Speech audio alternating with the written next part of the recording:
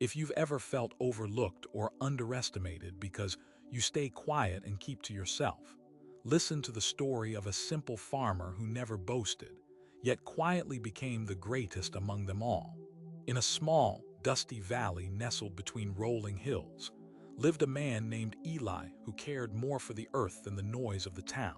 Eli's mornings began long before the sun crept over the hills. The first crisp light spilled over the fields like warm golden threads, and the air was thick with the scent of damp soil and early dew.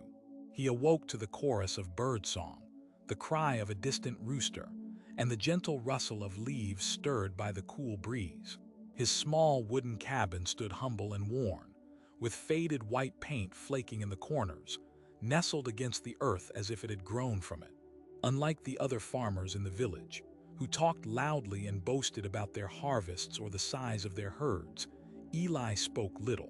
People in the market called him the quiet man, and sometimes they looked at him with a mix of curiosity and dismissal.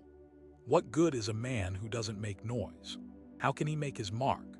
They whispered over mugs of steaming tea or while sorting bundles of freshly picked herbs. Inside his home, Eli moved with a calm purpose. His hands, thick and calloused from decades of tending the land, moved gently over his breakfast, a simple meal of fresh bread and cheese. His eyes, a soft shade of brown, held a quiet kindness, but also a hint of weariness, as if the world had told him time and time again that he was invisible. Each day, Eli walked the same path through his fields, feeling the earth beneath his boots, touching the rough bark of his old apple tree, and listening to the wind whisper secrets between the tall grasses. No eyes watched him when he worked. No applause greeted his steady rhythm of planting and harvesting. But in those moments, he was as alive as the seasons themselves. One afternoon during the market, Eli's neighbor, Thomas, a boisterous man with a booming laugh and endless tales of his successes, spotted him. Thomas slapped his own back with pride and called out, "Eli, how's that little patch of yours doing? Bet it's nothing like my new field. Got nearly twice the yield this year." The crowd around them chuckled, joining in the celebration of Thomas's loud triumph. Eli smiled softly, a little nod his only reply. "The earth gives what it can," he said quietly, but the comment stirred something in the market, a gentle murmur of doubt. What good was humility in a place where only the loudest voices seemed to count? Back home, as the dusk turned the sky into a canvas streaked with purple and orange, Eli sat on his porch, rubbing his tired hands together. The villagers' voices echoed faintly in his mind like distant thunder. Sometimes he wondered if he should shout too, if only once to make them hear him. But pride held his tongue and the silence returned. Days turned into weeks and the seasons shifted. The village buzzed with preparations for the harvest festival, the loudest event of the year where farmers displayed their crops and beasts, bragged about their successes, and won applause, ribbons, and envy. Eli's field stood quietly in the shadow of the bigger farms. His crops were fewer, his barns smaller, his figure softly blending into the earth like a shadow. When the townsfolk gathered in the square, Eli walked slowly among them, his gaze lowered. Children avoided him, sensing the stillness that wrapped around him like a cloak, and the adults barely spared him more than a glance. In the vibrant chaos of the festival, Eli's soft voice was drowned out by shouts, laughter, and the clang of metal as merchants hawked their wares. He stood by his modest stall, a simple arrangement of apples and herbs, watching others boast about their golden wheat and fattened pigs. "That's the harvest everyone wants to see," a man exclaimed near Eli's stall, pointing at Thomas's cart piled high with sheaves of wheat. "You've got more dust than grain there, old friend." The words were not unkind, but they carried sharpness, and a few nearby chuckled. Eli felt a heavy tightness settle in his chest. A flicker of frustration rose, but he swallowed it down. "The quietest apple sometimes holds the sweetest juice," he murmured to himself, fingers curling around the cool skin of an apple. Later that night, under a sky weighted with stars, Eli sat beside the shrinking fire outside his home. The crisp night air carried soft sounds, An owl's distant call, the faint rustle of leaves, and the whisper of his own thoughts. He let his mind wander to the days when his father was still alive. The man who had taught him to listen more than speak, and to work with patience rather than haste. His father's voice echoed gently in his memory. Eli, the soil doesn't reward noise. It listens to those who care for it quietly, day by day. But in this village, this truth had been buried beneath the clamor of boastfulness and competition. One morning, as dawn spilled pale light over the valley, a sharp wind swept through the village, strong enough to bend the young saplings and toss loose papers into the street. Eli felt it press against his back as he worked, carrying with it a scent different from the usual earth and herbs. Mixed with the wind was the harshness of change, and soon the talk in the village turned to a threat no one could ignore. A wealthy landowner from a distant town had arrived, offering to buy the best and largest farms in the valley, promising modernization and prosperity, but demanding silence from those who resisted. The villagers gathered in hurried meetings, voices rising in worry and anger. Many saw in this the chance to grow richer, to join a new era. Eli's neighbors, including Thomas, talked loudly about deals and improvements. But Eli stood apart, quiet, his hands clenched into fists at his sides. He thought about the land, the way it breathed beneath his feet, the way it provided, year after year, without demand or show. What would become of that if the noise of greed took over? "You're silent, Eli," Thomas said sharply one day as they crossed paths near the well.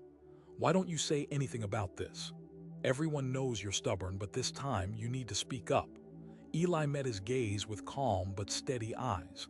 "I listen," he said. "Sometimes silence carries more than words." "Silence won't stop the land from being sold," Thomas shot back, frustration and disbelief in his voice. "You need to fight or we lose everything." But Eli only nodded slowly, his mind already turning over possibilities beyond the village gossip. The days grew heavier. The villagers, torn between hope for wealth and love for the land, fractured into heated arguments. Eli's restraint became a kind of shield, deflecting the storm, but he felt the pressure like stones piling on his shoulders. One evening, after the sun had dipped below the horizon, a soft knock came at Eli's door. Standing there, framed by the fading light, was an old man the villagers called the Sage, a man who lived alone on the tallest hill, known for his quiet wisdom and simple ways. The Sage's eyes were clear, bright, and kind, yet they seemed to pierce through pretenses and whispers alike. "I've come to speak with you," he said gently, stepping inside Eli's cabin without waiting for an invitation. Eli's heart fluttered, a mixture of hope and fear tangled deep inside. No one from the village ever sought him out in this way, especially not someone as respected as the Sage. "Why me?" Eli asked quietly, his voice barely above a whisper. The Sage settled on a worn chair, his fingers folding into his lap. "Because sometimes the quietest voice carries the heaviest truth. I see what others do not. I hear what others overlook." Eli looked up, meeting that gaze, feeling as if the weight he had carried alone was about to be shared. "There is a strength in you, Eli, a power beneath your silence," the Sage said, "but you must understand it or it will remain hidden." Eli's hands trembled slightly. "I don't know if I'm strong at all. I only know the earth and the quiet." The Sage smiled softly and said, "Then listen closely. Let me tell you a story, one that might change everything you think you know." He paused, the room filling with a heavy, expectant silence. "Are you ready?" the Sage asked. Eli nodded, a deep breath steadying him. "Then listen." The old man took a deep breath, and his words were like the steady rhythm of the earth itself. "Once there was a great tree, standing tall and proud in the center of a vast forest. It was known to all, not just for its height, but because it bore the heaviest, sweetest fruit in the entire woods. The other trees envied its success and tried to mimic its grandeur, stretching their branches upward with loud creaks and harsh rustlings, trying to outshine it.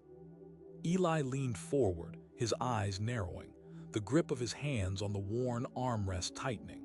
But this great tree, the Sage continued, was different.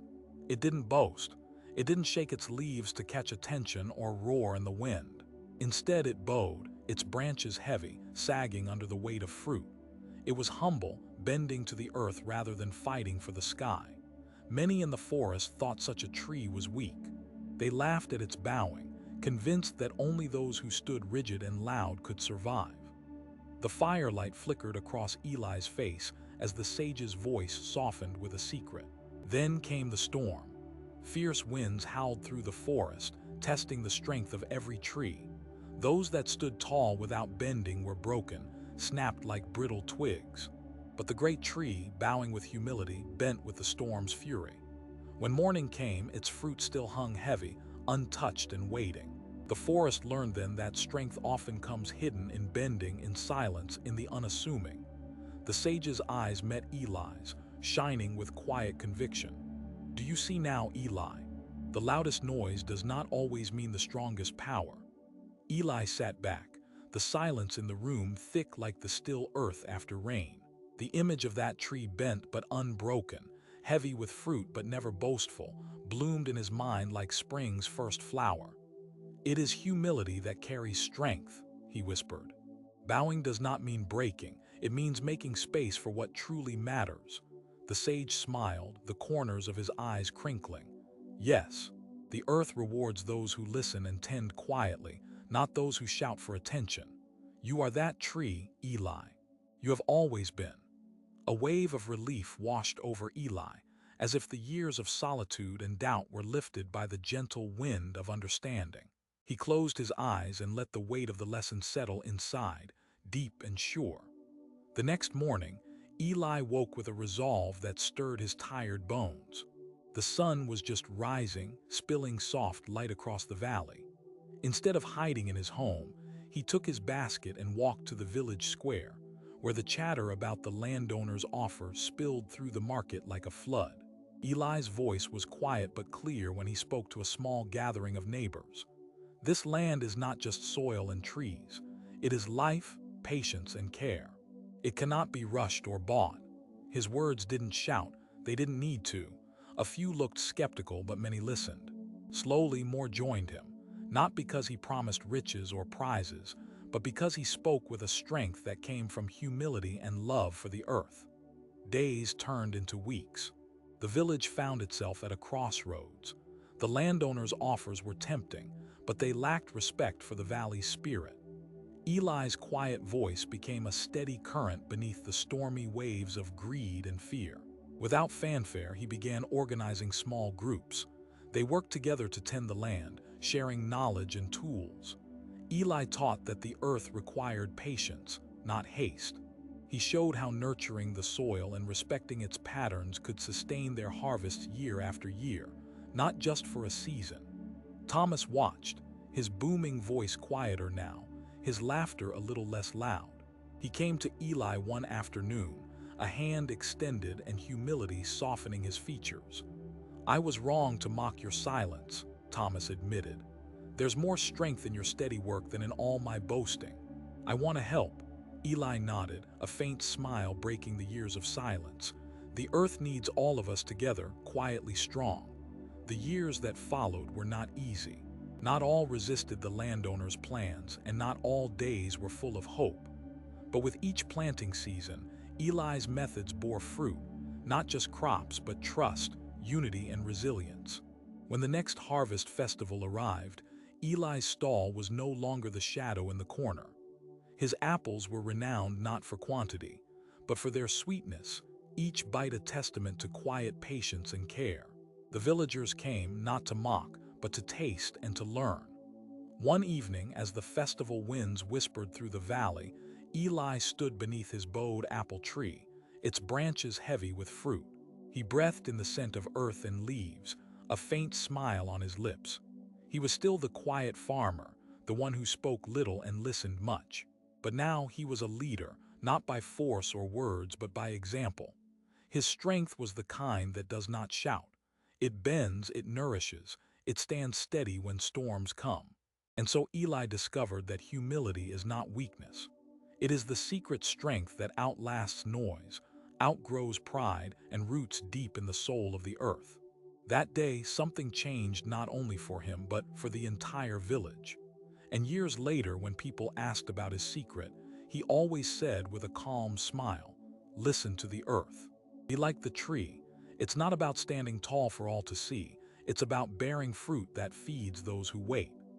This story shows us that true strength often hides in humility and quiet perseverance. And you, how many times have you felt overshadowed by louder voices or thought your silence meant weakness? How often have you underestimated the power of calm, steady effort because the world seems to prize only noise and flash? As Eli discovered, humility carries its own kind of power, rooted deep like a tree bending in the storm. It's not about boasting or fighting to be heard. It's about standing firm in your values and nurturing what matters, even when no one is watching. You don't have to be the loudest to make a difference. Start today by trusting your own quiet strength. Tend your own field, whatever that might be, your goals, your dreams, your relationships, with patience and care. Tomorrow, share your true voice in the places you feel it matters most. Over time, like Eli's apples, your efforts will bear fruit beyond what you expect.